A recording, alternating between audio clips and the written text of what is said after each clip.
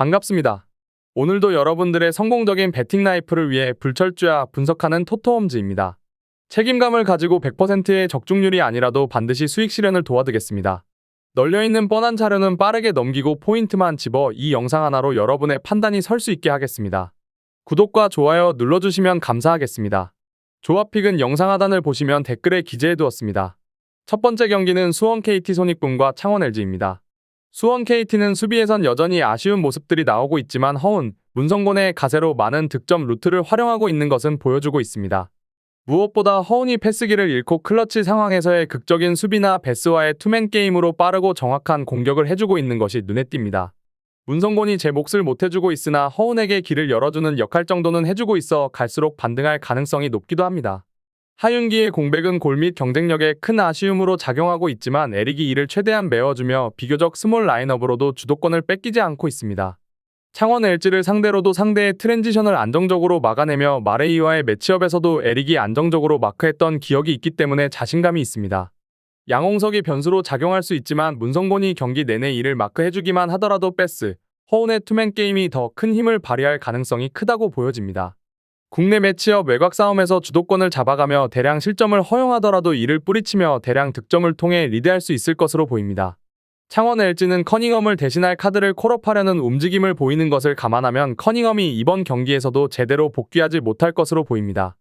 마레이가 활약하지 못하더라도 유기상 등의 선수들이 꾸준히 일을 해주면서 상황을 만들어주고 있는 덕분에 창원 LG의 강점인 트랜지션이 발휘되고 있습니다.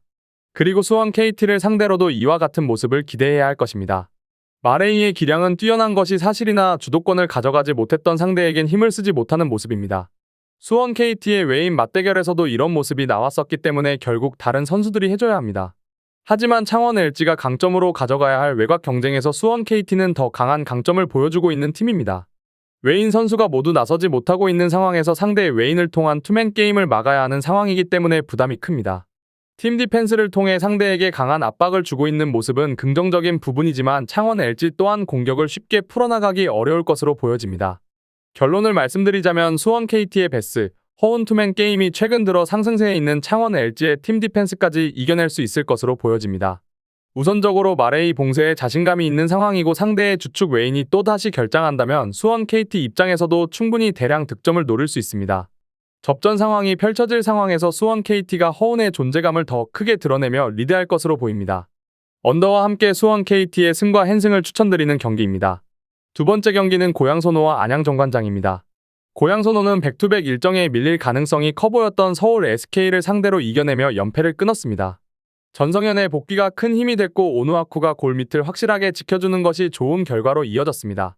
무엇보다 고양소노의 최대 강점인 많은 활동량을 바탕으로 실점을 최소화하며 외곽 찬스를 만들어내는 모습이 자주 나오고 있는 것은 긍정적인 부분입니다. 이정현이 이 역할을 확실하게 해주고 있으며 안양 정관장을 상대로도 외인 맞대결에서 밀리지 않고 있음을 감안하면 이와 같은 모습을 기대할 수 있습니다. 전성현의 몸 상태 컨디션이 좋은 상황은 아니지만 상대에게 외곽 수비를 강요할 수 있는 자원이기 때문에 더 많은 공간을 만들어내며 이정현과의 시너지를 발휘할 수 있는 자원입니다. 국내 선수들의 기복이 생길 때 오누아쿠가 마인드 컨트롤을 쉽게 하지 못하는 것은 아쉬운 부분이지만 최근 들어 실점을 크게 줄여가면서 시즌 초반과 대비해 자신들의 팀 컬러를 살려가고 있는 것은 상승세가 길어질 수 있는 요소입니다. 안양 정관장은 스펠맨이 복귀할 가능성이 큽니다. 본인이 이야기한 시점이기 때문에 경기에 나설 것으로 보입니다. 하지만 그동안 보여왔던 행보를 감안하면 정상적인 컨디션을 기대하기 어려운 상황입니다. 무엇보다 골밑 경쟁력이 상승세에 있는 고양 소노를 상대로 또다시 멀로 홀로 골밑을 책임지며 주도권을 가져가기엔 어렵습니다. 아반도의 활용 가치를 높이기 위해선 골밑 장악력을 높이며 외곽 공간을 만들며 많은 야투를 시도할 수 있어야 하는데 이것이 나오지 못하고 있습니다. 스펠맨이 멀로와 함께 골밑 경쟁력을 보여줘야 하는데 당장 이와 같은 모습이 나올 가능성은 낮습니다. 고양 소노를 상대로 외곽을 신경 써야 할 상황이 많아진 상황인데 외인 맞대결에서도 확실한 리드를 장담할 수 없으니 답답한 상황입니다. 멀로가 고군분투하며 스코어러 역할을 해주겠지만 배병준 등의 공백으로 인해 대량 실점과 대비해 득점을 올릴 수 있는 변수가 없습니다.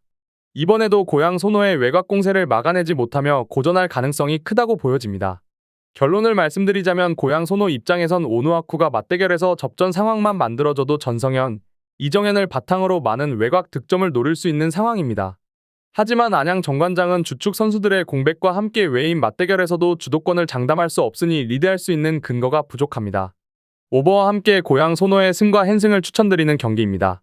세 번째 경기는 한국전력과 삼성화재입니다. 한전은 직전 KB와의 경기에서 3대0 승리를 기록했습니다. 1세트부터 66.67%의 공성률을 만들어내며 화력 강점을 보여주며 1대0 리드를 잡았고 2세트 범실 관리에서 우위를 점했고 상대의 호흡이 맞지 않아 허무하게 2대0 리드를 잡았습니다. 3세트 신영석의 존재감이 상당히 좋았고 결국 셧아웃 승리를 만들어냈습니다. 타이스가 45.71%의 공성률로 다소 아쉬운 모습을 보여주었지만 임성진, 서재덕의 효율이 좋았고 신영석이 중앙에서 11득점을 하였습니다. 조근호도 경쟁력 있는 모습을 보여주었다는 점이 제일 고무적이었다고 보여집니다.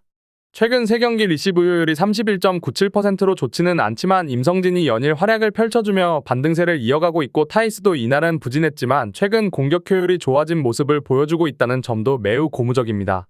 그리고 오늘 삼성화재를 만나게 됩니다. 삼성화재는 직전 우카와의 경기에서 3대0 승리를 기록했습니다. 이날 신장호가 시즌 첫 선발 출전을 했는데 1세트부터 서브 강점을 잘 보여주었고 이에 상대의 리시브를 잘 흔들며 1대0 리드를 잡아냈습니다. 2세트 요스바니와 김정호의 화력 강점이 좋았고 에디도 미들블로커 포지션에서 경쟁력을 보여주며 2대0 리드를 잡았습니다. 이어진 3세트에서도 요스바니가 13득점 맹활약을 펼쳐주었고 결국 셧아웃 승리를 만들어냈습니다. 요스바니, 김정호의 화력 강점이 상당했고 신장호가 30%의 공성률로 고전했지만 강점인 서브의 힘을 잘 보여주었다는 점은 긍정적으로 볼만했습니다. 또한 노재욱 세터도 기존 잘 활용하지 않던 속공을 중간중간 섞어 속공 성공률 100%를 만들어냈다는 점도 고무적으로 볼만했습니다. 그리고 오늘 한전을 만나게 됩니다. 결론을 말씀드리자면 지난 1라운드 맞대결 당시 삼성화재가 3대0 승리를 기록한 바 있었습니다. 당시 삼성은 요스바니, 김정호, 박성진 삼각편대에 힘이 뚜렷했고 미들블로커 김준우도 중앙에서 경쟁력을 잘 보여주었습니다. 반면 한전은 타이스, 서재덕의 힘은 좋았지만 임성진이 다소 고전했고 세트당 범실도 8.3개로 너무 많았었습니다. 그리고 오늘 2라운드 맞대결을 펼치게 되는데 승리는 삼성화재가 기록할 것으로 예상됩니다. 물론 최근 한전 임성진이 반등해 삼각편대에 힘을 잘 보여주고 있긴 합니다. 다만 3화 역시 요스바니, 김정호, 박성진의 힘이 나쁘지 않고 직전 경기 신장호도 선발로 나서 서브 강점을 잘 보여준 바 있었습니다. 여기에 중앙에서 에디가 잘 적응하고 있고 김준우의 존재감도 만만치 않은 상황입니다. 신영석, 조근호 한전 중앙의 힘이 굉장히 좋긴 하지만 3화가 크게 밀릴 것으로 보이진 않습니다. 또한 최근 5경기에서 3화는 평균 40%의 리시브 효율을 기록하고 있고 한전은 평균 35.88%의 리시브 효율을 기록하고 있는데 삼성화재가 더 안정적인 리시브를 선보이고 있는 상황입니다. 물론 최근 3화의 범실 관리가 제대로 되고 있지 않아 한전이 세트를 따낼 가능성이 높긴 하지만 승리는 3화가 기록할 것으로 예상됩니다.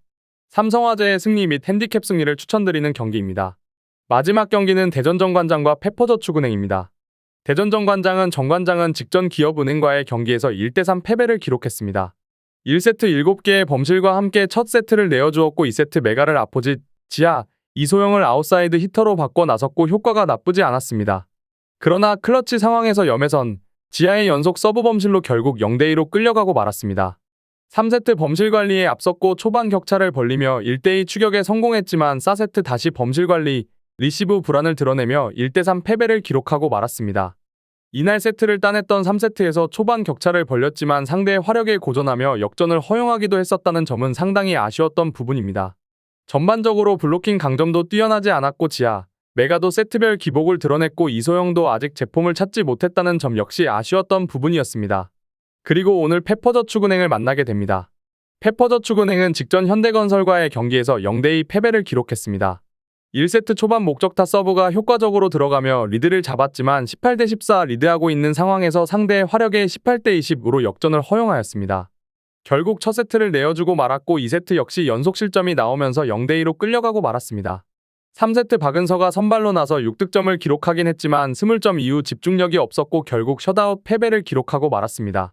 43.48%의 리시브 효율을 기록했지만 야스민, 박정아, 이한비 삼각편대에 힘이 전혀 없었고 조직력, 집중력도 한없이 부족한 모습이었다는 점 역시 아쉬운 부분이었습니다. 그리고 오늘 대전정관장을 만나게 됩니다. 결론을 말씀드리자면 지난 1라운드 맞대결 당시 정관장이 3대0 승리를 기록한 바 있었습니다. 당시 메가, 지하는 50%대의 공성률을 기록하였습니다. 미들블로커 정호영, 박은지는 14득점을 합작했었습니다. 반면 페퍼는 박정아, 야스민이 각각 공성률 25.71%, 31.03%를 기록하며 고전했는데 이들이 팀 내 최다 득점자였으니 패배는 당연한 결과였었습니다. 그리고 오늘 2라운드 맞대결을 펼치게 되는데 승리는 대전 정관장이 기록할 것으로 예상됩니다.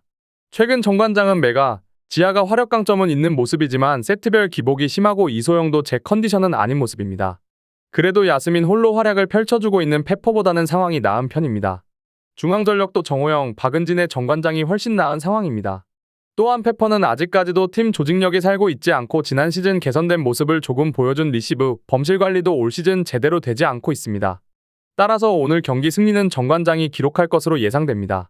다만 정관장도 범실 관리가 되지 않고 있고 리시브가 불안한 것은 마찬가지이기 때문에 페퍼가 한 세트 정도 따낼 가능성은 열어둬야 하겠습니다. 제가 지금 드리는 정보는 초안을 바탕으로 널려있는 뻔한 자료는 다 패스하고 간략하게 설명을 드린 것입니다. 추가적인 조합을 원하신다면 구독과 좋아요를 눌러주시면 감사하겠습니다. 더 다양한 경기에 대한 세부적인 분석과 결과를 궁금하시다면 영상 하단에 고정 댓글을 확인해주세요.